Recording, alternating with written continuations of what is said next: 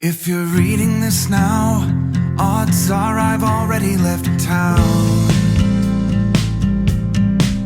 A few cities and it's আসসালামু আলাইকুম and good morning. আজকে আমার 15 দিন চ্যালেঞ্জের 10ম দিন ছিল, কিন্তু আমি কতটুকু করতে পারলাম কি করতে পারলাম না তা আপনাদের সাথে শেয়ার করব আজকে। সকালবেলা আমি প্রথমে খালি পেটে ডায়াবেটিস পরীক্ষা করতে গেলাম, তারপরে পরীক্ষা করে আমাকে গ্লুকোজ দিল 1 বোতল। আমি 1 মগ গ্লুকোজ খেলাম, খেয়ে আমি আবার 2 ঘন্টা পরে আবার পরীক্ষা করতে আসলাম। এসে আমি আমার হাজবেন্ডের অফিসে ছিলাম সাথে, তারপর বিকালে বাসায় আসি রিপোর্ট নিয়ে।